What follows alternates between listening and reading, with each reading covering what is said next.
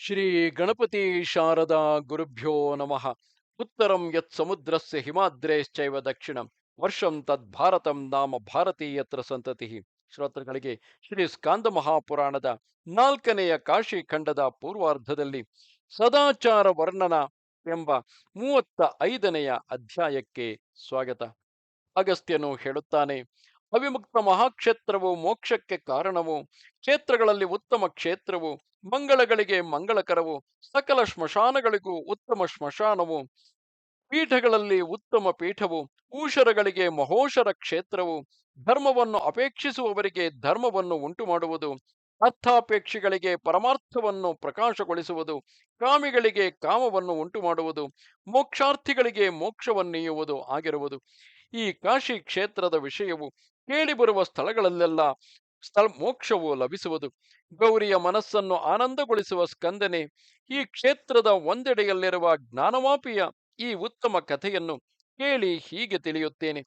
ಕಾಶಿಯ ಮಧ್ಯದಲ್ಲಿ ಪ್ರಕಾಶಿಸುವ ಅಣುಮಾತ್ರವಾದ ಭೂಮಿಯು ಶ್ರೇಷ್ಠವಾದುದು. ಅದು ಸಿದ್ಧಿಯನ್ನು ನೀಡುವುದಲ್ಲದೆ ವ್ಯರ್ಥವೆನಿಸುವುದಿಲ್ಲ. ಸಮಗ್ರ ಭೂಮಂಡಲದಲ್ಲಿ ಎಷ್ಟು ತೀರ್ಥಗಳಿಲ್ಲ, ಆದರೆ ಅವು ಕಾಶಿಯ ಧೂಳಿಯ ಸಾಮ್ಯವನ್ನೂ ಹೊಂದಿರುವುದಿಲ್ಲ. ಸಮುದ್ರದಂತೆ ಸಂತೋಷವನ್ನುಂಟು ಮಾಡುವ ಎಷ್ಟು ನದಿಗಳಿಲ್ಲ, ಆದರೆ ಕಾಶಿಯಲ್ಲಿರುವ ಅಮರ ಗಂಗೆಯ ಸಾಮ್ಯವನ್ನು ಯಾವುದು ತಾನೇ ಹೊಂದಿರುವುದು? ಷಣ್ಮುಖ, ಭೂಮಿಯಲ್ಲಿ ಎಷ್ಟು ಮೋಕ್ಷ ಕ್ಷೇತ್ರಗಳಿಲ್ಲ, ಆದರೆ ಅವುಗಳಲ್ಲಿ ಅವಿಮುಕ್ತ ಕ್ಷೇತ್ರದ ಮಹಾತ್ಮ್ಯದ ಕೋಟ್ಯಂಶವೂ ಇರುವುದಿಲ್ಲ. ಇಲ್ಲಿ ಗಂಗೆ, ವಿಶ್ವೇಶ್ವರ, ಕಾಶಿ ಇವು ಮೂರೂ ಇರುವುದರಿಂದ ಮೋಕ್ಷವು ಲಭಿಸುವುದರಲ್ಲಿ ಆಶ್ಚರ್ಯವೇನಿದೆ? ಸ್ಕಂದ, ಈ ಕಲಿಯುಗದಲ್ಲಿ ಅತ್ಯಂತ ಚಂಚಲೇಂದ್ರಿಯರಾದ ಮಾನವರಿಗೆ ಈ ಮೂರು ಹೇಗೆ ಲಭಿಸುವವು? ಈ ಕಲಿಯುಗದಲ್ಲಿ ಅಂತಹ ತಪಸ್ಸು, ಯೋಗವು, ವ್ರತವು, ದಾನವು, ಮೋಕ್ಷವು ಎಲ್ಲಿರುವುದು? ಸ್ಕಂದ, ನೀನು ತಪಸ್ಸು, ಯೋಗ, ವ್ರತ, ದಾನಗಳಿಲ್ಲದೆ ಮೋಕ್ಷವು ದೊರೆಯುವುದೆಂದು ಹೇಳಿರುವೆ. ಸ್ಕಂದ, ಏನೇನನ್ನು ಮಾಡಿದರೆ ಕಾಶಿಯು ಲಭಿಸುವುದು? ಅದನ್ನು ಹೇಳು. ಸದಾಚಾರವಿಲ್ಲದೆ ಅಭಿಲಾಷೆಗಳು ಸಿದ್ಧಿಸಲಾರವಷ್ಟೇ. ಆಚಾರವು ಉತ್ತಮ ಧರ್ಮವು, ಉತ್ತಮ ತಪಸ್ಸು ಆಗಿರುವುದು. ಆಚಾರದಿಂದ ಆಯಸ್ಸು ಹೆಚ್ಚುವುದು, ಪಾಪವು ಕ್ಷಯಿಸುವುದು. ಓ ಷಣ್ಮುಖ, ಆಚಾರವೇ ಉತ್ತಮವಾದುದರಿಂದ ಮಹೇಶ್ವರನು ನಿನಗೆ ಹೇಳಿದಂತೆ ಅದನ್ನು ಹೇಳು. ಸ್ಕಂದನು ಹೇಳುತ್ತಾನೆ, ಅಯ್ಯ ಅಗಸ್ತ್ಯನೇ, ಮನುಷ್ಯರು ಯಾವುದನ್ನು ಆಚರಿಸುವುದರಿಂದ ಸಕಲೇಷ್ಟಾರ್ಥಗಳನ್ನು ಪಡೆಯುವರೋ, ಸಜ್ಜನರಿಗೆ ಹಿತಕರವೋ ಆ ಸದಾಚಾರವನ್ನು ನಿನಗೆ ಹೇಳುವೆನು. ವೃಕ್ಷಗಳು, ಕ್ರಿಮಿಗಳು, ಜಲಚರಗಳು, ಪಕ್ಷಿಗಳು, ಪಶುಗಳು, ನರರು, ಸುರರು ಇವರಲ್ಲಿ ಮೊದಲನೆಯವರಿಗಿಂತ ಅನಂತರದವರು ಕ್ರಮವಾಗಿ 1000 ಭಾಗದಷ್ಟು ಹೆಚ್ಚು ಧಾರ್ಮಿಕರು. ಇವರಲ್ಲಿ ಅತಿ ಭಾಗ್ಯವಂತರಾದವರು ಮುಕ್ತಿಯನ್ನು ಪಡೆಯುತ್ತಾರೆ. 4 ಬಗೆಯ ಭೂತಗಳಲ್ಲಿ ಪ್ರಾಣಿಗಳು ಉತ್ತಮರು. ಪ್ರಾಣಗಳಲ್ಲಿ ಬುದ್ಧಿಯಿಂದ ಜೀವಿಸುವವರು ಶ್ರೇಷ್ಠರು. ಜ್ಞಾನವುಳ್ಳ ಪ್ರಾಣಿಗಳಲ್ಲಿ ಮನುಷ್ಯರು, ಅವರಲ್ಲಿ ಬ್ರಾಹ್ಮಣರು, ಬ್ರಾಹ್ಮಣರಲ್ಲಿ ವಿದ್ವಾಂಸರು, ವಿದ್ವಾಂಸರಲ್ಲಿ ನಿಶ್ಚಯ ಜ್ಞಾನವುಳ್ಳವರು, ಅವರಲ್ಲಿ ಅನುಷ್ಠಾನ ಮಾಡುವವರು, ಅವರಲ್ಲಿ ಬ್ರಹ್ಮಜ್ಞಾನಿಗಳು ಉತ್ತಮರು. ಆ ಬ್ರಹ್ಮಜ್ಞಾನಿಗಳಿಗೆ 3 ಲೋಕಗಳಲ್ಲೂ ಪೂಜ್ಯರಾರು ಇರುವುದಿಲ್ಲ. ತಪಸ್ಸು, ಬ್ರಹ್ಮಜ್ಞಾನಗಳು ಸಮಾನವಾದುದರಿಂದ ಆ ಬ್ರಹ್ಮಜ್ಞಾನಿಗಳು ಪರಸ್ಪರ ಪೂಜ್ಯರು. ಆ ಬ್ರಾಹ್ಮಣನನ್ನು ಸಕಲ ಪ್ರಾಣಿಗಳಿಗೆ ಒಡೆಯನಾದ ಬ್ರಹ್ಮನೇ ಸೃಜಿಸಿರುವುದರಿಂದ ಅವನು ಜಗತ್ತಿನಲ್ಲಿರುವ ಸಮಸ್ತಕ್ಕೂ ಅರ್ಹನು. ಇತರರಾರೂ ಅರ್ಹರಲ್ಲ. ಸದಾಚಾರವು ಸಮಸ್ತರಿಗೂ ಅರ್ಹವಾದುದು. ಆಚಾರ ಭ್ರಷ್ಟನಾದವನು ಯಾವುದಕ್ಕೂ ಅರ್ಹನಲ್ಲ. ಆದುದರಿಂದ ಬ್ರಾಹ್ಮಣನು ಯಾವಾಗಲೂ ಆಚಾರಶೀಲನಾಗಬೇಕು. ಮುನಿಯೇ, ರಾಗದ್ವೇಷವಿಲ್ಲದ ವಿದ್ವಾಂಸರು ಯಾವುದನ್ನು ಆಚರಿಸುವರೋ ಜ್ಞಾನಿಗಳು ಅದನ್ನು ಧರ್ಮಕ್ಕೆ ಕಾರಣವಾದ ಸದಾಚಾರವೆಂದು ತಿಳಿದಿರುವರು. ಲಕ್ಷಣಗಳಿಲ್ಲದಿದ್ದರೂ ಮನುಷ್ಯನು ಆಚಾರ ನಿರತನು, ಶ್ರದ್ಧೆಯುಳ್ಳವನು, ಅಸೂಯೆ ಇಲ್ಲದವನು ಆದರೆ 100 ವರ್ಷ ಕಾಲ ಬದುಕಿಯಾನು. ಎಲ್ಲರೂ ತಮ್ಮ ತಮ್ಮ ಕರ್ಮಗಳ ವಿಷಯದಲ್ಲಿ ಶ್ರುತಿ ಸ್ಮೃತಿಗಳು ಹೇಳಿದ ಧರ್ಮಕ್ಕೆ ಕಾರಣವಾದ ಸದಾಚಾರವನ್ನು ಆಲಸ್ಯವಿಲ್ಲದೆ ಸೇವಿಸಬೇಕು. ಲೋಕದಲ್ಲಿ ದುರಾಚಾರದಲ್ಲಿ ಆಸಕ್ತನಾದ ಮಾನವನು ನಿಂದೆನಾಗುವನು. ಅವನು ಯಾವಾಗಲೂ ವ್ಯಾಧಿಗ್ರಸ್ತನಾಗಿ ಅಲ್ಪಾಯುವು ದುಃಖ ಭಾಗಿಯೂ ಆಗುವನು. ಯಾವಾಗಲೂ ಪರಾಧೀನವಾದ ಕಾರ್ಯವನ್ನು ತ್ಯಜಿಸಿ ಸ್ವತಂತ್ರ ಕಾರ್ಯವನ್ನು ಆಚರಿಸಬೇಕು. ಪರಾಧೀನನು ದುಃಖಿಯು, ಸ್ವತಂತ್ರನು ಸುಖಿಯು, ಪರಾಧೀನನು ದುಃಖಿಯು, ಸ್ವತಂತ್ರನು ಸುಖಿಯೂ ಆಗುವರು. ಯಾವ ಕೆಲಸವನ್ನು ಮಾಡುವಾಗ ಮನಸ್ಸು ಸಂತೋಷಗೊಳ್ಳುವುದೋ ಅದೇ ಕೆಲಸವನ್ನೇ ಮಾಡಬೇಕು. ವಿರುದ್ಧವಾದ ಕಾರ್ಯವನ್ನು ಮಾಡಕೂಡದು. ಯಮ ನಿಯಮಗಳು ಮೊದಲನೆಯ ಧರ್ಮದ ಸರ್ವಸ್ವವೆಂದು ಹೇಳಿರುವುದರಿಂದ ಧರ್ಮವನ್ನು ಅಪೇಕ್ಷಿಸುವವನು ಆ ಯಮ ನಿಯಮಗಳಲ್ಲಿಯೇ ಪ್ರಯತ್ನ ಮಾಡಬೇಕು. ಯಮವು ಸತ್ಯ, ಕ್ಷಮ, ಆರ್ಜವ, ಜ್ಞಾನ, ಅನೃಶಂಸ್ಯ, ಅಹಿಂಸಾ, ದಮ, ಪ್ರಸಾದ, ಮಾಧುರ್ಯ, ಮೃದುತೆ ಎಂದು 10 ವಿಧವಾಗಿರುವುದು. ನಿಯಮಗಳು ಶೌಚ, ಸ್ನಾನ, ತಪಸ್ಸು, ದಾನ, ಮೌನ, ವಿದ್ಯ, ಅಧ್ಯಯನ, ವ್ರತ, ಕುಪೋಷಣ, ಗುಹ್ಯೇಂದ್ರಿಯ ನಿಯಮನ ಎಂದು 10 ಪ್ರಕಾರವಾಗಿವೆ. ಮನುಷ್ಯನು ಕಾಮ, ಕ್ರೋಧ, ಮದ, ಮೋಹ, ಮಾತ್ಸರ್ಯ, ಲೋಭ ಎಂಬ 6 ಶತ್ರುಗಳನ್ನು ಜಯಿಸಿದರೆ ಎಲ್ಲ ವಿಷಯದಲ್ಲಿಯೂ ಜಯಶಾಲಿಯಾಗುವನು.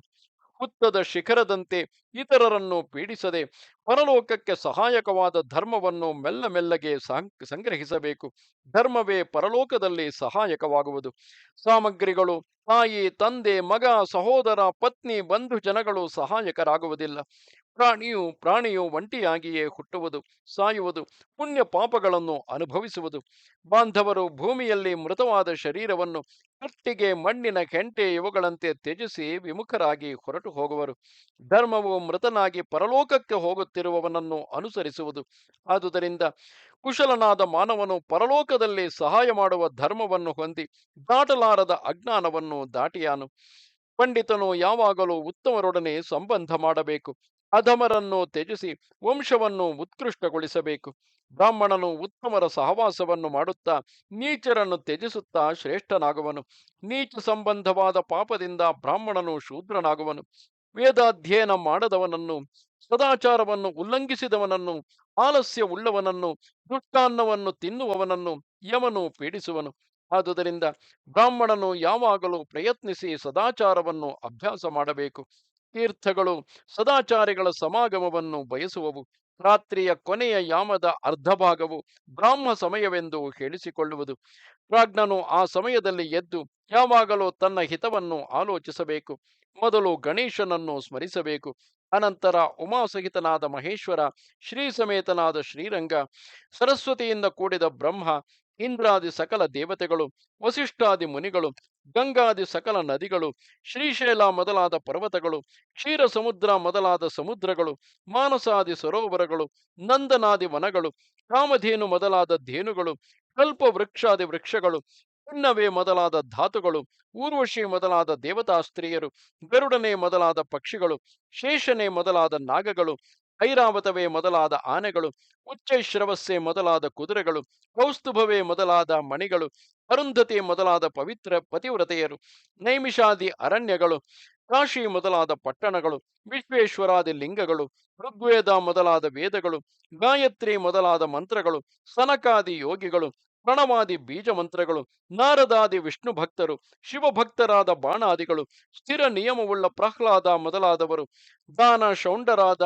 ದಧೀಚ್ಯಾದಿಗಳು, ಹರಿಶ್ಚಂದ್ರ ಮೊದಲಾದ ನೃಪತಿಗಳು, ತಾಯಿಯ ಚರಣ, ಸಮಸ್ತ ಸಮಸ್ತ ಉತ್ತಮ ತೀರ್ಥಗಳು, ತಂದೆ, ಗುರು ಇವರೆಲ್ಲರನ್ನೂ ಮನಸ್ಸಿನಲ್ಲಿ ಚಿಂತಿಸಿ ಪ್ರಸನ್ನ ಮನಸ್ಕನಾಗಿ ಅವಶ್ಯಕ ಕಾರ್ಯವನ್ನು ಮಾಡಲು ನೈಋತ್ಯ ದಿಕ್ಕಿಗೆ ಹೋಗಬೇಕು.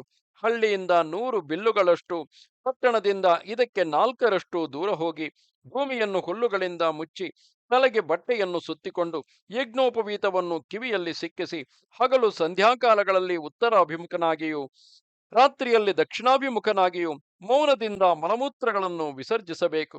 ನಿಂತುಕೊಂಡು ನೀರಿನಲ್ಲಿಯೂ ಬ್ರಾಹ್ಮಣ, ಗೋವು, ಬೆಂಕಿ, ಗಾಳಿಗಳ ಸಮ್ಮುಖದಲ್ಲಿಯೂ ಉತ್ತ ಭೂಮಿಯಲ್ಲಿಯೂ ಬೀದಿ ನಡೆಯುವ ಭೂಮಿಗಳಲ್ಲಿಯೂ ಮಲಮೂತ್ರಗಳನ್ನು ವಿಸರ್ಜಿಸಬಾರದು.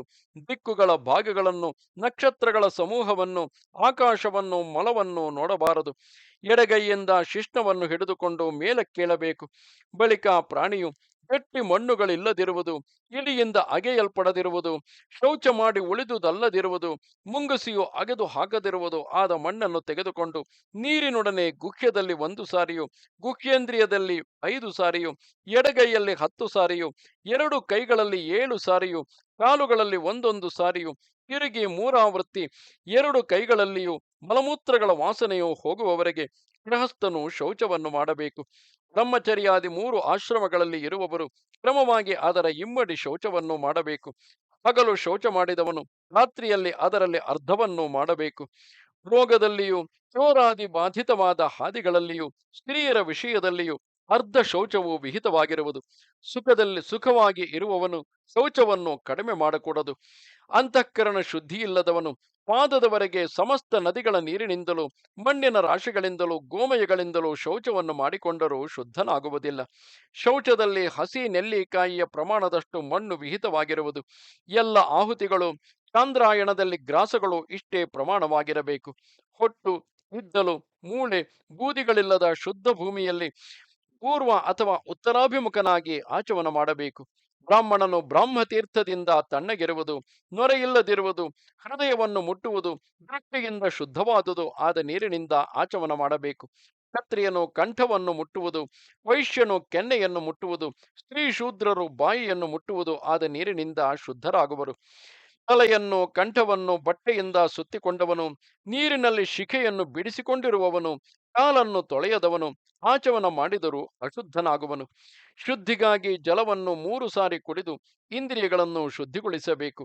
ಹೆಬ್ಬೆರಳಿನ ಬುಡದಿಂದ ಕೆಳ ಮೇಲಿನ ತುಟಿಗಳನ್ನು, ಅನಂತರ 3 ಬೆರಳುಗಳಿಂದ ಬಾಯಿಯನ್ನು, ತರ್ಜನಿ ಅಂಗುಷ್ಟ ಬೆರಳುಗಳ ಕೊನೆಯಿಂದ ಘ್ರಾಣ ರಂಧ್ರಗಳನ್ನು, ಹೆಬ್ಬೆರಳು ಅನಾಮಿಕ ಬೆರಳುಗಳಿಂದ ಕಣ್ಣು ಕಿವಿಗಳನ್ನು, ಕನಿಷ್ಠ ಅಂಗುಷ್ಟಗಳಿಂದ ಕನಿಷ್ಠಾಂಗುಷ್ಟಗಳಿಂದ ಮಕ್ಕಳನ್ನು, ಅಂಗೈಯಿಂದ ಎದೆಯನ್ನು, ಎಲ್ಲ ಬೆರಳುಗಳಿಂದ ತಲೆಯನ್ನು ಮುಟ್ಟಬೇಕು.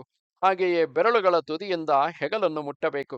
ಆಚಮನ ಮಾಡಿದವನು ಬೀದಿಗಳಲ್ಲಿ ತಿರುಗಾಡಿದರೆ ತಿರುಗಿ ಆಚಮನ ಮಾಡಬೇಕು.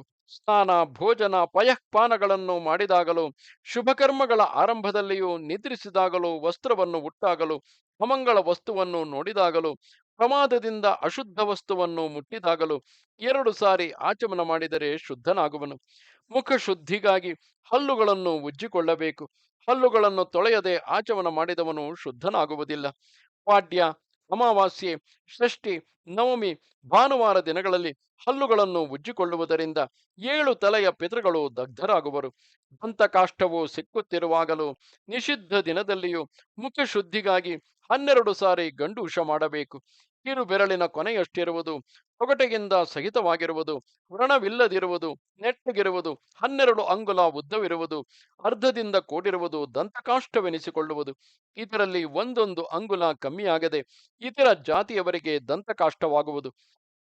ಮಾವು, ಅಮಟೆ, ನೆಲ್ಲಿ, ಕಂಕೋಲ, ಕದಿರ, ಶಮಿ, ಅಪಾಮಾರ್ಗ, ಖರ್ಜೂರ, ಶೇಲು, ಶ್ರೀಪಣಿ, ಪೀಲು, ರಾಜಾದನ, ಕಿತ್ತಳೆ, ಒಗರು, ಕಹಿ ಕಹಿ ಮುಳ್ಳುಗಳುಳ್ಳ ಆಲ ಮೊದಲಾದ ಕ್ಷೀರ ವೃಕ್ಷ ಇವುಗಳ ಉತ್ತಮ ಕಾಷ್ಠಗಳು ದಂತ ಧಾವನಕ್ಕೆ ಉತ್ತಮವು.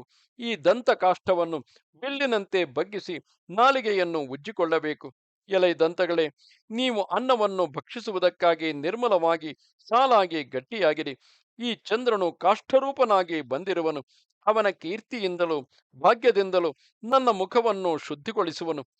ವನಸ್ಪತಿಯೇ, ನೀನು ನನಗೆ ಆಯಸ್ಸು, ಬಲ, ಕೀರ್ತಿ, ವರ್ಚಸ್ಸು, ಪುತ್ರರು, ಪಶುಗಳು, ದ್ರವ್ಯಗಳು, ಬ್ರಹ್ಮಜ್ಞಾನವನ್ನು, ಬುದ್ಧಿಗಳನ್ನು ನೀಡು.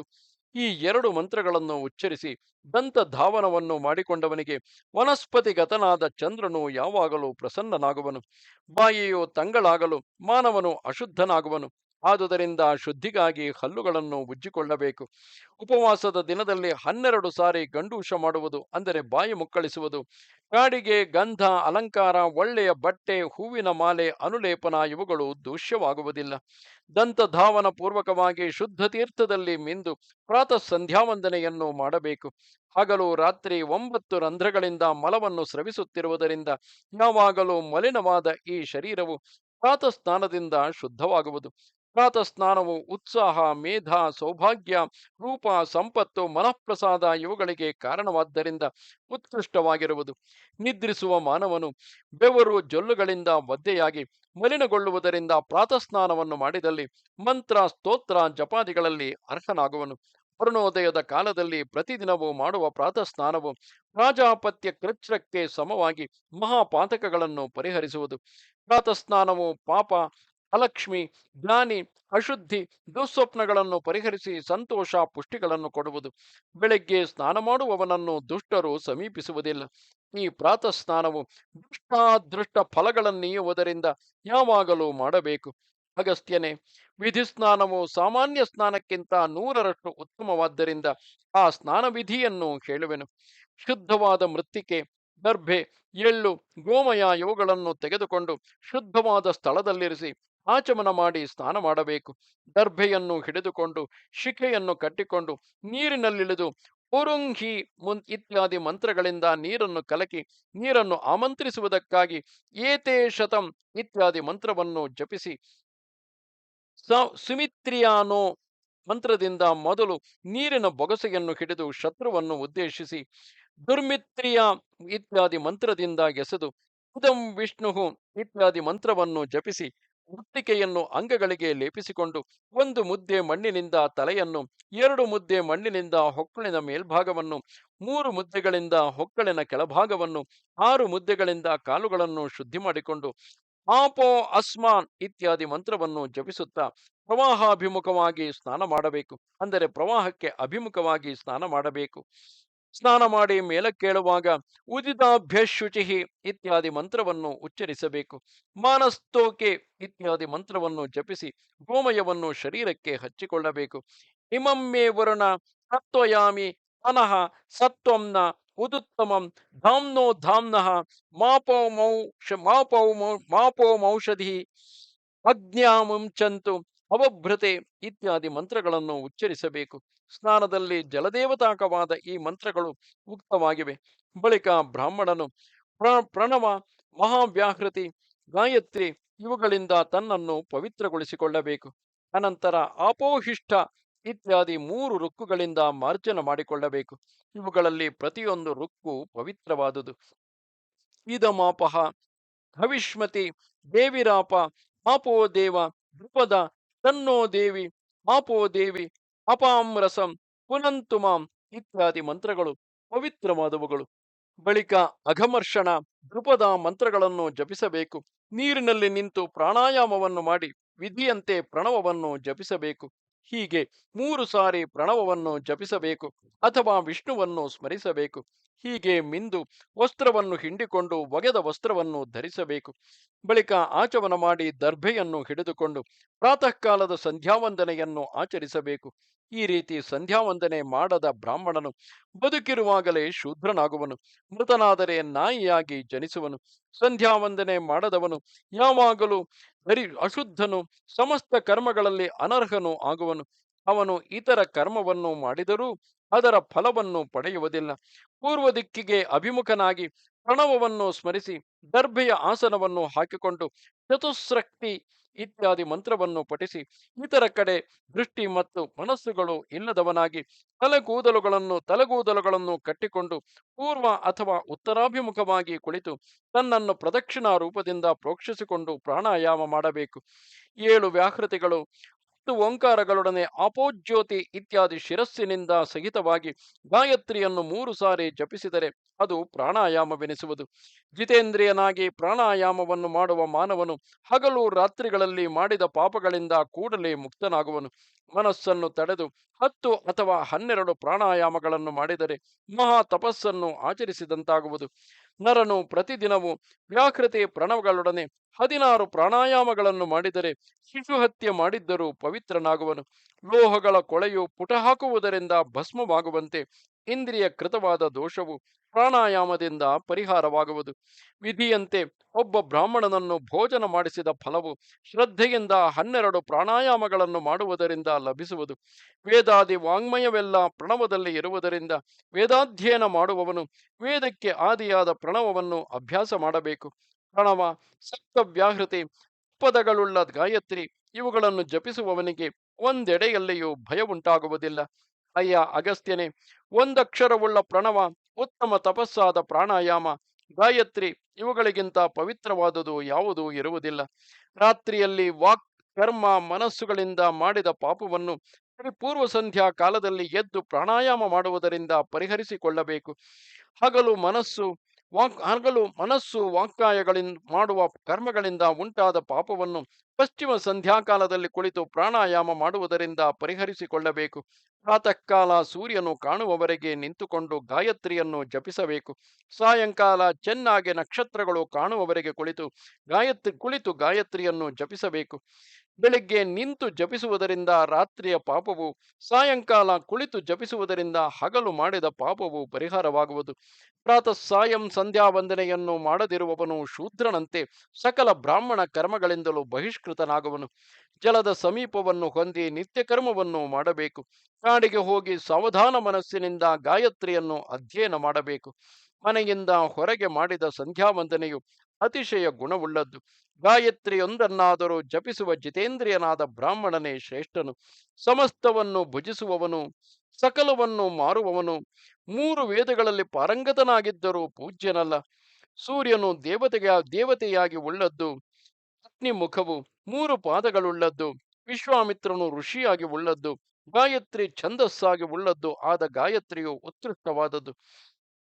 ಪ್ರಾತಃ ಕಾಲದಲ್ಲಿ ಲೋಹಿತ ವರ್ಣಳು, ಬ್ರಹ್ಮದೈವತಳು, ಹಂಸವನ್ನು ಏರಿರುವವಳು, 8 ವರ್ಷ ವಯಸ್ಸುಳ್ಳವಳು, ಕೆಂಪು ಹೂಮಾಲೆ ಗಂಧಾನುಲೇಪನವುಳ್ಳವಳು, ಋಗ್ವೇದ ಸ್ವರೂಪಳು, ಅಭಯವನ್ನು ಕೊಡುವವಳು, ಜಪಸರವನ್ನು ಹಿಡಿದಿರುವವಳು, ವ್ಯಾಸ ಮಹರ್ಷಿಯಿಂದ ಸ್ತುತಿಸಲ್ಪಟ್ಟವಳು, ಅನಷ್ಟು ಛಂದಸ್ಸುಳ್ಳವಳು ಆದ ಗಾಯತ್ರಿ ದೇವಿಯನ್ನು ಪ್ರಾತಃ ಕಾಲದಲ್ಲಿ ಧ್ಯಾನಿಸುವುದರಿಂದ ರಾತ್ರಿಯ ಪಾಪವು ಪರಿಹಾರವಾಗುವುದು. ಸೂರ್ಯಶ್ಚ ಇತ್ಯಾದಿ ಮಂತ್ರಗಳಿಂದ ಮಾಡುವ ಆಚಮನವು ಉತ್ತಮವಾದುದು. ಬಳಿಕ ಆಪೋಹಿಷ್ಟೇತ್ಯಾದಿ ಮಂತ್ರಗಳಿಂದ ಮಾರ್ಜನ ಮಾಡಬೇಕು. ಭೂಮಿ ಶಿರಸ್ಸು ಭೂಮಿ ಶಿರಸ್ಸು ಆಕಾಶ, ಆಕಾಶ ಭೂಮಿ ಶಿರಸ್ಸು, ಶಿರಸ್ಸು ಆಕಾಶ ಭೂಮಿ, ಹೀಗೆ 9 ಬಗೆಯಾಗಿ ಜಲವನ್ನು ಪ್ರೋಕ್ಷಿಸಿಕೊಳ್ಳಬೇಕು. ಭೂಮಿ ಶಬ್ದದಿಂದ ಪಾದಗಳು, ಆಕಾಶ ಶಬ್ದದಿಂದ ಎದೆಯು, ಶಿರ ಶಬ್ದದಿಂದ ತಲೆಯು ಉಕ್ತವಾಗುವುದೆಂದು ಮಾರ್ಜನ ಕ್ರಮವನ್ನು ಅರಿತವರು ಹೇಳುವರು. ವಾರುಣ, ಆಗ್ನೇಯ, ವಾಯವ್ಯ, ಇಂದ್ರ ಮತ್ತು ಮಂತ್ರ ಸ್ಥಾನಗಳಿಗಿಂತಲೂ ಈ ಬ್ರಹ್ಮಸ್ನಾನವು ಉತ್ತಮವಾಗಿರುವುದು. ಬ್ರಾಹ್ಮಸ್ನಾನ ಮಾಡಿದವನು ಬಾಹ್ಯಾಭ್ಯಂತರಗಳಲ್ಲಿ ಶುದ್ಧನಾಗಿ ದೇವಪೂಜಾದಿ ಸಮಸ್ತ ಕರ್ಮಗಳಿಗೂ ಅರ್ಹನಾಗುವನು. ಬೆಸ್ತರು ಹಗಲು ರಾತ್ರಿ ನೀರಿನಲ್ಲಿ ಮಿಂದರೂ ಪವಿತ್ರರಾಗುವರೇನು? ಹಾಗೆಯೇ 100 ಬಾರಿ ಸ್ನಾನ ಮಾಡಿದರೂ ಅಂತಃಕರಣ ಶುದ್ಧಿ ಇಲ್ಲದವರು ಶುದ್ಧರಾಗುವುದಿಲ್ಲ. ಅಂತಃಕರಣ ಶುದ್ಧರಾದವರನ್ನು ಭಸ್ಮವು ಪವಿತ್ರಗೊಳಿಸುವುದು. ಭಸ್ಮದಿಂದ ಮಲಿನವಾದ ಕತ್ತೆಗಳನ್ನು ಶುದ್ಧವಾದವೆಂದು ಹೇಳುವರೇ? ಈ ಲೋಕದಲ್ಲಿ ಯಾವನ ಮನಸ್ಸು ನಿರ್ಮಲವಾಗಿರುವುದೋ ಅವನು ಸಮಸ್ತ ತೀರ್ಥಗಳಲ್ಲಿ ಮಿಂದವನು, ಯಾವ ಮಲವೂ ಇಲ್ಲದವನು, ಅನೇಕ ಯಜ್ಞಗಳನ್ನು ಮಾಡಿದವನು ಆಗುವನು. ಮುನಿಯೇ, ಮನಸ್ಸು ಹೇಗೆ ನಿರ್ಮಲವಾಗುವುದು ಎಂಬುದನ್ನು ಕೇಳು. ವಿಶ್ವೇಶ್ವರನು ಪ್ರಸನ್ನನಾದರೆ ಮಾತ್ರ ಮನಸ್ಸು ಶುದ್ಧವಾಗುವುದು, ಬೇರೆ ವಿಧದಿಂದ ಆಗುವುದಿಲ್ಲ. ಆದ್ದರಿಂದ ಮನಸ್ಸಿನ ಶುದ್ಧಿಗಾಗಿ ಕಾಶಿನಾಥನನ್ನೇ ಆಶ್ರಯಿಸಬೇಕು. ಅವನನ್ನು ಆಶ್ರಯಿಸುವುದರಿಂದ ನಿಶ್ಚಯವಾಗಿಯೂ ಮನಸ್ಸಿನ ಮಲವು ಪರಿಹಾರವಾಗುವುದು. ನಷ್ಟವಾದ ಮನಸ್ಸಿನ ದೋಷವುಳ್ಳವನು ಉತ್ತಮವಾದ ವಿಶ್ವೇಶ್ವರನ ಅನುಗ್ರಹದಿಂದ ಈ ಶರೀರವನ್ನು ತ್ಯಜಿಸಿ ಪರಬ್ರಹ್ಮವನ್ನು ಹೊಂದುವನು. ವಿಶ್ವೇಶ್ವರನ ಅನುಗ್ರಹಕ್ಕೆ ಶ್ರುತಿ ಸ್ಮೃತಿಗಳಿಂದ ಉಕ್ತವಾದ ಸದಾಚಾರವು ಕಾರಣವಾಗಿರುವುದು. ಆದುದರಿಂದ ಅದನ್ನು ಆಶ್ರಯಿಸಬೇಕು. ಬಳಿಕ ವಿಧಿಯನ್ನು ಅರಿತವನು ದೃಪದ ಇತ್ಯಾದಿ ಮಂತ್ರವನ್ನು ಜಪಿಸಿ ಕೈಯಿಂದ ನೀರನ್ನು ತೆಗೆದುಕೊಂಡು ಋತಂಚ ಇತ್ಯಾದಿ ಮಂತ್ರಗಳಿಂದ ಅಘಮರ್ಷಣವನ್ನು ಜಪ ಮಾಡಬೇಕು. ಪ್ರಾಜ್ಞನು ನೀರಿನಲ್ಲಿ ಮಿಂದು 3 ಆವೃತ್ತಿ ಅಘಮರ್ಷಣ ಮಂತ್ರವನ್ನು ಜಪಿಸಿದರೆ ಅಶ್ವಮೇಧ ಯಾಗ ಮಾಡಿ ಅವಭೃತ ಸ್ನಾನ ಮಾಡಿದವನಿಗೆ ಸಮನಾಗುವನು. ನೀರಿನಲ್ಲಿಯಾಗಲಿ ನೆಲದಲ್ಲಿಯಾಗಲಿ ಅಘಮರ್ಷಣವನ್ನು ಮಾಡಿದವನ ಪಾಪ ರಾಶಿಯು ಸೂರ್ಯೋದಯ ಕಾಲದಲ್ಲಿ ಕತ್ತಲೆಯು ಕಳೆದು ಹೋಗುವಂತೆ ಕಳೆದು ಹೋಗುವುದು. ಕೆಲವರು ಆಚಾರ್ಯರು ಇಮಮ್ಮೆ ವರುಣ ಇತ್ಯಾದಿ ಮಂತ್ರಗಳನ್ನು ಉಚ್ಚರಿಸಿ ಆಚಮನ ಮಾಡಬೇಕೆಂದು ಹೇಳುವರು. ಇತರರು ಶಾಖಾ ಭೇದದಿಂದ ಅಂತಶ್ಚರಿಸಿ ಇತ್ಯಾದಿ ಮಂತ್ರದಿಂದ ಆಚಮನ ಮಾಡಬೇಕೆನ್ನುವರು. ಶಿರಸ್ಸಿಲ್ಲದ ಮಹಾವ್ಯಾಹೃತಿ ಪ್ರಣವಗಳಿಂದ ಕೂಡಿದ ಗಾಯತ್ರಿಯನ್ನು ನಿಂತು ಜಪಿಸಿ 3 ಬೊಗಸೆ ನೀರನ್ನು ಚೆಲ್ಲಬೇಕು. ಆ ವಜ್ರೋದಕದಿಂದ ಮಂದೇಹರೆಂಬ ಸೂರ್ಯನ ಶತ್ರುಗಳಾದ ರಾಕ್ಷಸರು ವಜ್ರದಿಂದ ಹೊಡೆಯಲ್ಪಟ್ಟ ಪರ್ವತಗಳಂತೆ ಅಡಗಿ ಹೋಗುವರು. ಸೂರ್ಯನ ಸಹಾಯದಿಂದ ಮಂದೇಹರೆಂಬ ರಾಕ್ಷಸರನ್ನು ಕೊಲ್ಲಲೋಸುಗ 3 ಬೊಗಸೆ ನೀರನ್ನು ಕೊಡದ ದ್ವಿಜನು ಮಂದೇಹ ರಾಕ್ಷಸನಾಗುವನು. ಬೆಳಗ್ಗೆ ನಿಂತುಕೊಂಡು ಸೂರ್ಯನು ಕಾಣುವವರೆಗೂ, ಸಾಯಂಕಾಲ ಕುಳಿತು ನಕ್ಷತ್ರಗಳು ಕಾಣುವವರೆಗೂ ಗಾಯತ್ರಿಯನ್ನು ಜಪಿಸಬೇಕು.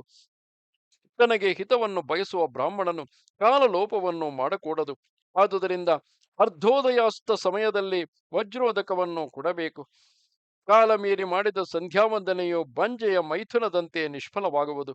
ಬ್ರಾಹ್ಮಣರು ಎಡಗೈಯಲ್ಲಿ ನೀರನ್ನು ಹಿಡಿದುಕೊಂಡು ಮಾಡಿದ ಸಂಧ್ಯಾವಂದನೆಯು ರಾಕ್ಷಸರಿಗೆ ಸಂತೋಷವನ್ನುಂಟು ಮಾಡುವ ವೃಷಲಿ ಎನಿಸಿಕೊಳ್ಳುವುದು. ಉದ್ವಯಂ ಉದುತ್ಯಂ ಚಿತ್ರಂ ದೇವಾನಾಂ ಪ್ರತ್ಯಕ್ಷು ಇತ್ಯಾದಿ ಸೂರ್ಯೋಪಸ್ಥಾನ ಮಂತ್ರಗಳು ಸಿದ್ಧಿಯನ್ನು ಕೊಡುವವು.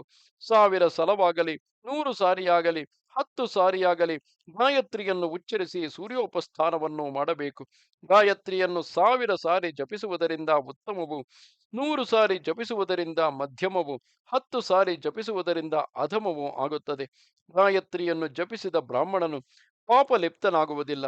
ವಿಭ್ರಾಟ್ ಇತ್ಯಾದಿ ಅನುವಾಕವನ್ನಾಗಲಿ, ಪುರುಷ ಸೂಕ್ತವನ್ನಾಗಲಿ, ಜಾಗೃತ ಇತ್ಯಾದಿ 6 ರುಕ್ಕುಗಳನ್ನಾಗಲಿ, ಯದೇತನ್ಮಂಡಲಂ ಇತ್ಯಾದಿ ಮಂತ್ರಗಳನ್ನಾಗಲಿ ಜಪಿಸಬೇಕು.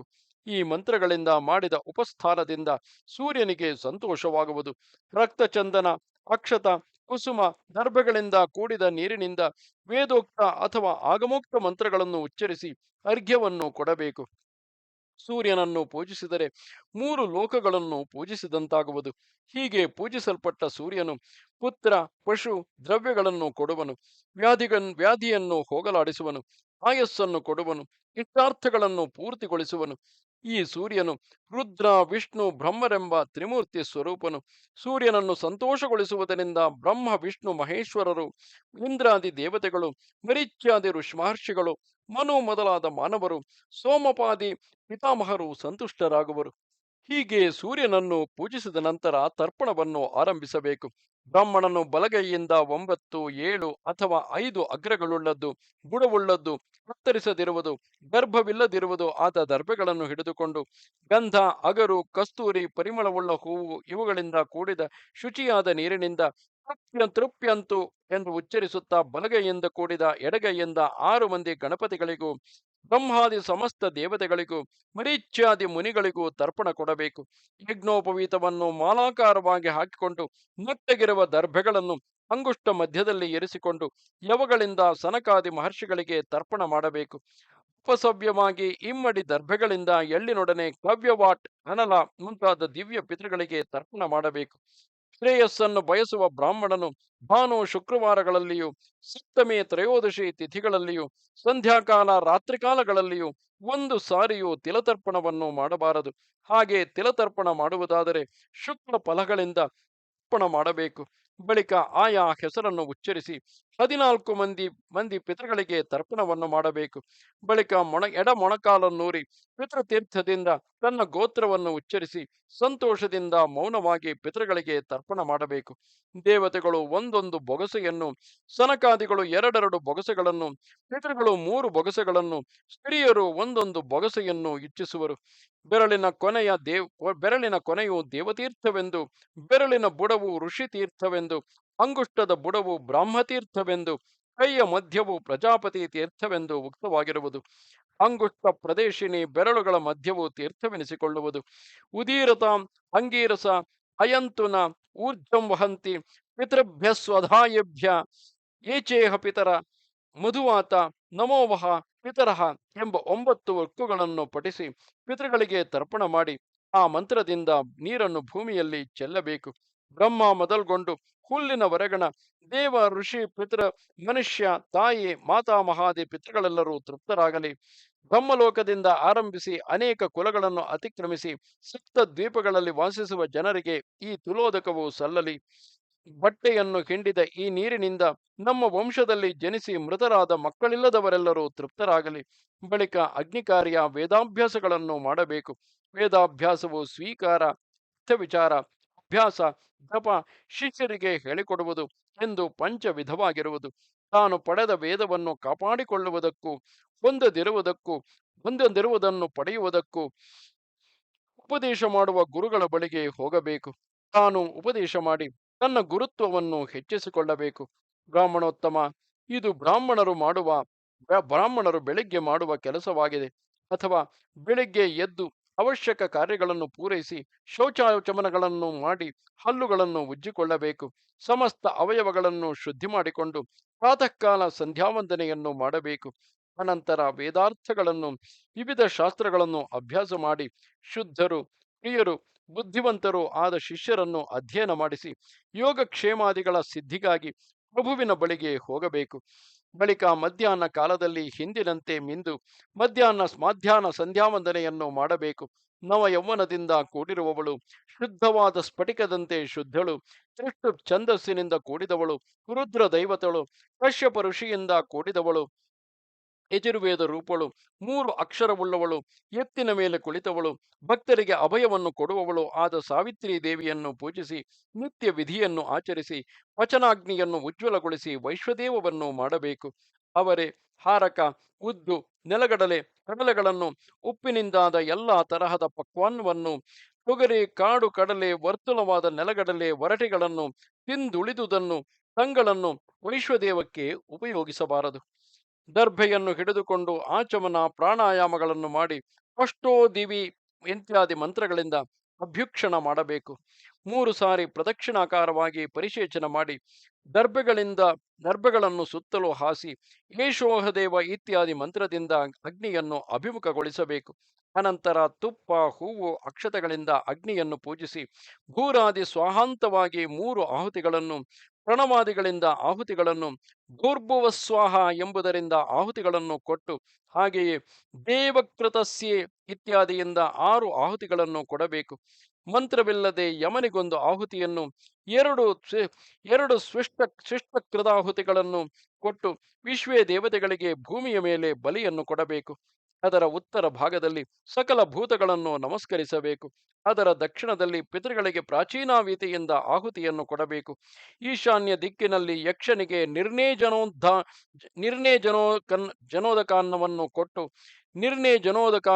ಕೊಟ್ಟು ಅದರ ಉತ್ತರ ಭಾಗದಲ್ಲಿ ಬ್ರಹ್ಮಾದಿ ದೇವತೆಗಳಿಗೆ ನಮಸ್ಕರಿಸಬೇಕು. ನಿವೀತಿಯಿಂದ ಸನಕಾದಿಗಳಿಗೂ ಉಪಸವ್ಯದಿಂದ ಪಿತೃಗಳಿಗೂ ಆಹುತಿಗಳನ್ನು ಕೊಡಬೇಕು.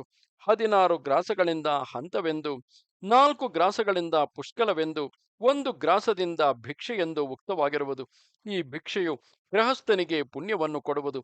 ಮಾರ್ಗಸ್ಥನು, ಜೀವನಕ್ಕಿಲ್ಲದವನು, ವಿದ್ಯಾರ್ಥಿ, ಗುರುವನ್ನು ಪೋಷಿಸುವವನು, ಯತಿ, ಬ್ರಹ್ಮಚಾರಿಗಳು ಈ 6 ಮಂದಿಯು ಧರ್ಮ ಭಿಕ್ಷುಗಳು. ಪಥಿಕನಾದ ಅತಿಥಿ, ವಂಶಾನುಕ್ರಮದಿಂದ ಅಧ್ಯಯನ ಮಾಡಿದ ಶ್ರೋತ್ರಿಯನು, ಬ್ರಹ್ಮಲೋಕವನ್ನು ಅಪೇಕ್ಷಿಸುವ ಗೃಹಸ್ಥರಿಗೆ ಪರಮ ಪೂಜ್ಯರು. ಚಂಡಾಲ, ನಾಯಿಗಳಿಗೆ ಕೊಟ್ಟ ಅನ್ನವು ನಿಷ್ಫಲವಾಗುವುದಿಲ್ಲ. ಅನ್ನವನ್ನು ಅಪೇಕ್ಷಿಸುವವನು ಬಂದಾಗ ಪಾತ್ರ ಅಪಾತ್ರಗಳನ್ನು ವಿಮರ್ಶಿಸಬಾರದು.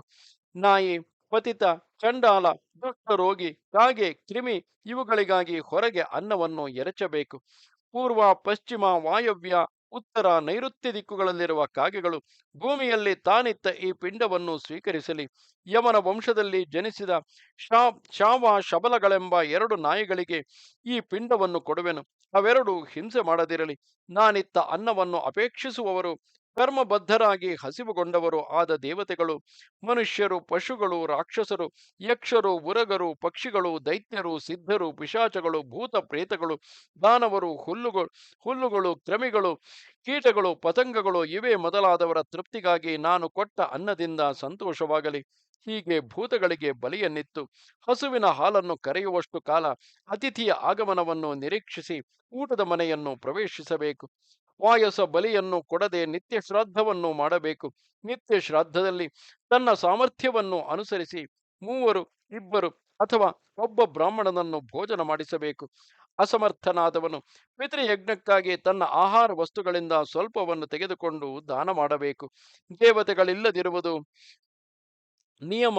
ದಕ್ಷಿಣೆ, ದಾನ ಮಾಡುವವ, ಊಟ ಮಾಡುವವ, ವ್ರತಗಳು ಇಲ್ಲದಿರುವುದು ಆದ ಶ್ರಾದ್ದವನ್ನು ಮಾಡಿ ಸುಖಚಿತ್ತನು ಅನಾತುರನೂ ಆಗಿ ಆಸನದಲ್ಲಿ ಕುಳಿತು ಶಿಶುಗಳೊಡನೆ ಭುಂಜಿಸಬೇಕು.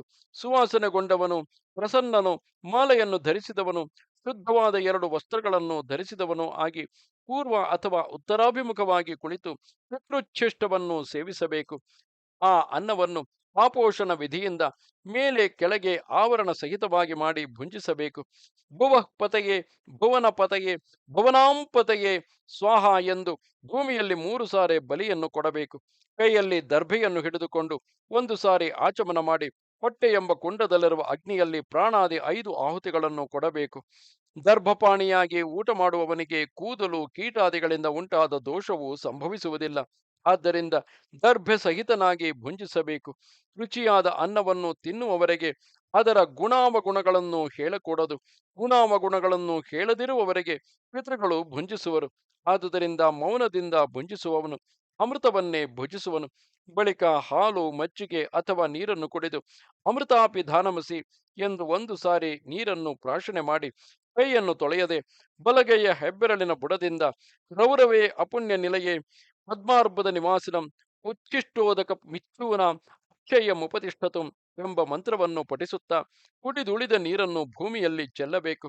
ಮೇಧಾವಿಯಾದವನು ಮರಳಿ ಆಚಮನ ಮಾಡಿ ಶುದ್ಧನಾಗಿ ಕೈಯಿಂದ ನೀರನ್ನು ತೆಗೆದುಕೊಂಡು ಅಂಗುಷ್ಟ ಮಾತ್ರದಿಂದ ಇರುವ ಪರಮಪುರುಷನು ಈ ನನ್ನ ಹೆಬ್ಬೆರಳನ್ನು ಆಶ್ರಯಿಸಿರುವನು, ಸಮಸ್ತ ಜಗತ್ತಿಗೂ ಪ್ರಭುವಾದ ಆ ಪರಮೇಶ್ವರನು ಸಂತೋಷಗೊಳ್ಳಲಿ ಎಂಬ ಮಂತ್ರವನ್ನು ಉಚ್ಚರಿಸಬೇಕು. ಹೀಗೆ ಅನ್ನವನ್ನು ಸಂಕಲ್ಪಿಸಿ ಕೈಕಾಲುಗಳನ್ನು ತೊಳೆದುಕೊಂಡು ಆ ಅನ್ನವು ಜೀರ್ಣವಾಗುವುದಕ್ಕಾಗಿ ಈ ಅರ್ಥವುಳ್ಳ ಮಂತ್ರವನ್ನು ಹೇಳಬೇಕು. ಬೆಂಕಿಯು ಗಾಳಿಯಿಂದ ಉಜ್ವಲಗೊಳಿಸಲ್ಪಟ್ಟು ಪಾರ್ಥಿವ ಧಾತುಗಳನ್ನು ಪರಿಣಾಮಗೊಳಿಸುತ್ತಾ ಆಕಾಶದಿಂದ ಅವಕಾಶವನ್ನು ಪಡೆದು ಜೀರ್ಣಗೊಳಿಸಲಿ. ನನಗೆ ಸುಖಾವಹವಾಗಲಿ. ಈ ಅನ್ನವು ಪ್ರಾಣ ಅಪಾನ ಸಮಾನ ಉದಾನ ವ್ಯಾನಗಳನ್ನು ಪುಷ್ಟಿಗೊಳಿಸಲಿ. ನನಗೆ ನಿರ್ವಿಘ್ನವಾಗಿ ಸುಖವುಂಟಾಗಲಿ. ಸಮುದ್ರ ಒಡವಾಗ್ನಿ ಸೂರ್ಯ ಯಮ ಇವರು ನಾನು ಭುಂಜಿಸಿದ ಅನ್ನವನ್ನು ಜೀರ್ಣಗೊಳಿಸಲಿ. ಬಳಿಕ ಬಾಯಿಯನ್ನು ತೊಳೆದುಕೊಂಡು ಪುರಾಣ ಶ್ರವಣಾದಿಗಳಿಂದ ಉಳಿದ ಹಗಲನ್ನು ಕಳೆದು ಸಂಧ್ಯಾವಂದನೆಯನ್ನು ಆರಂಭಿಸಬೇಕು. ಮನೆ, ಹಸುವಿನ ಕೊಟ್ಟಿಗೆ, ನದಿ ದಡಗಳಲ್ಲಿ ಮಾಡಿದ ಸಂಧ್ಯಾವಂದನೆಯು ಕ್ರಮವಾಗಿ 10ರಷ್ಟು ಹೆಚ್ಚು ಫಲವನ್ನು ಕೊಡುವುದು. ನದಿಯ ಸಂಗಮ ಸ್ಥಳದಲ್ಲಿ 100ರಷ್ಟು, ಶಿವಸನ್ನಿಧಿಯಲ್ಲಿ ಅನಂತವೂ ಆಗುವುದು. ಹೊರಗೆ ಮಾಡಿದ ಸಂಧ್ಯಾವಂದನೆಯು ದಿವಾ ಮೈಥುನ, ಅನೃತೋಕ್ತಿ, ಮದ್ಯ ಗಂಧ ಇವುಗಳಿಂದ ಉಂಟಾದ ಪಾಪವನ್ನು ನಿವಾರಿಸುವುದು. ಸಾಮವೇದ ಸ್ವರೂಪಳು, ವಸಿಷ್ಠ ಋಷಿ ಸಹಿತಳು, ಕೃಷ್ಣಾಂಗಳು, ಕೃಷ್ಣ ವಸ್ತ್ರವುಳ್ಳವಳು, ಸ್ವಲ್ಪ ಜಾರಿದ ಯೌವನವುಳ್ಳವಳು, ಗರುಡ ವಾಹನಳು, ವಿಘ್ನ ನಿವಾರಕಳು, ವಿಷ್ಣು ದೈವತಳು, ಜಗತಿ ಛಂದಸ್ಸುಳ್ಳವಳು, ಏಕಾಕ್ಷರವುಳ್ಳವಳು, ಉತ್ತಮಳು ಆದ ಸರಸ್ವತಿಯನ್ನು ಧ್ಯಾನಿಸಬೇಕು.